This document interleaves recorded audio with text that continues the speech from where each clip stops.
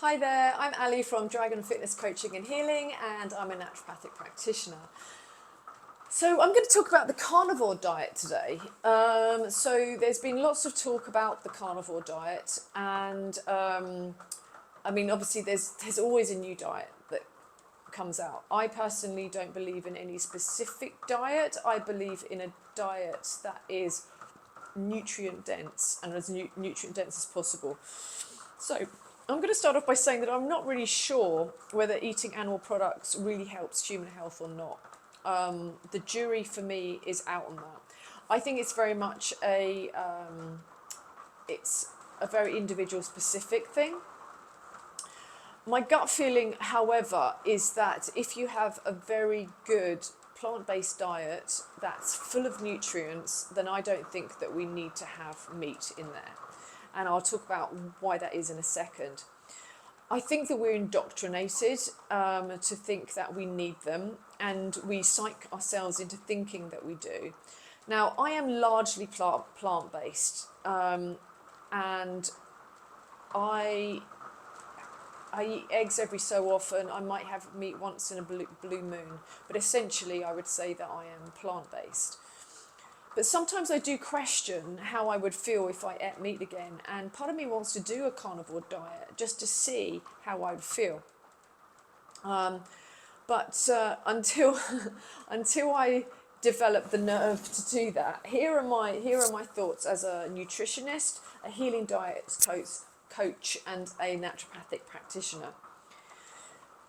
So eating processed foods and non-foods, I feel, is more of a danger than eating meat. However, I consider meat that has many antibiotics and hormones in it to be processed. And much of the meat that we eat today, it's injected with antibiotics, it's injected with hormones, and the food that it's given is non-organic and it's GMO. So basically the animal that you eat is going to be GMO, it's going to be inorganic, and it's going to have all these hormones and all these antibiotics as part of the meat that you eat. So that in itself causes health concerns. However, something that is created in a lab that has no connection to anything that was once a foodstuff is probably a little bit worse. So I do believe that if meat is to be eaten at all, then it needs to be organic. Otherwise, the chemical load can be dangerous. I know that meat contains many nutrients, and these nutrients are very bioavailable to the human body. But what I also think about that is that maybe they're too bioavailable. The acidic load that comes with eating a lot of meat contains a lot of protein and a lot of amino acids, and of course acids are acidic. Now we need some acidic food in our diet to kind of balance our pH, but our blood, for example, is slightly alkaline. Many of the minerals that we need are alkaline, and our minerals are used as a buffer for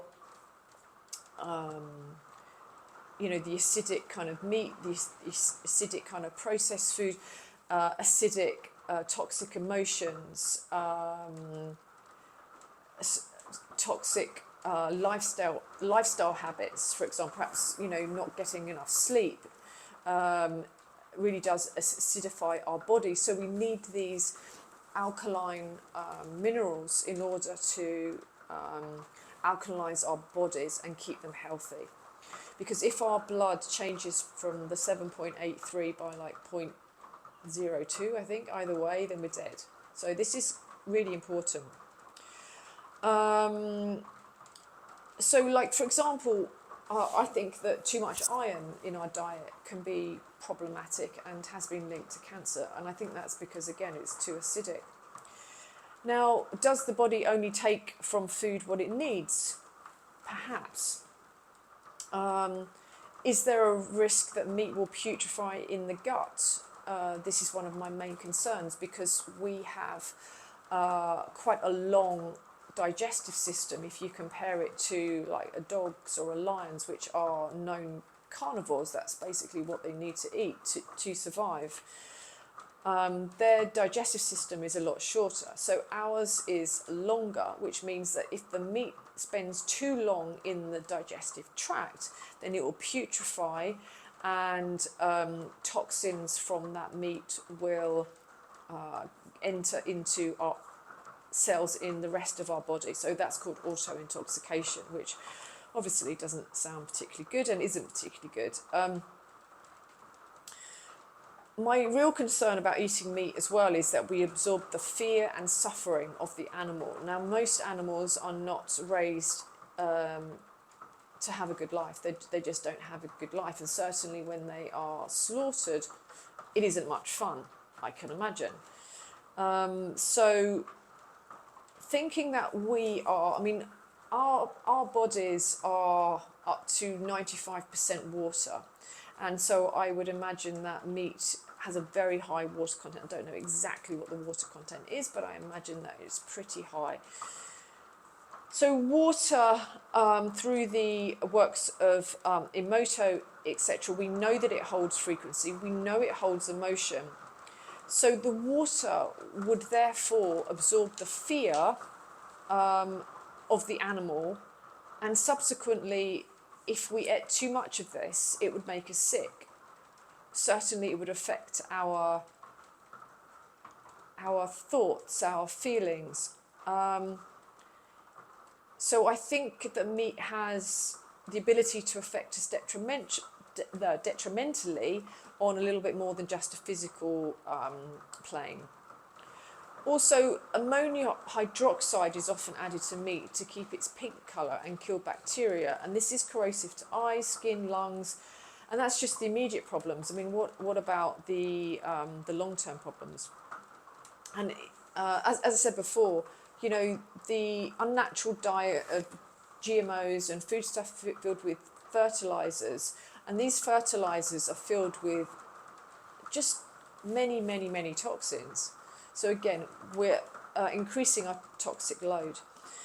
And eating a high protein diet can be tough on the kidneys as it's acidic, and like I said before, we need to buffer these acidities with alkaline minerals, and that can often mean that we take calcium phosphate from our bones, so we could make our bones weaker as well, which is often why I advocate people don't consume dairy, because it's high acid and high protein, and people think that it will make their bones stronger, but often it doesn't.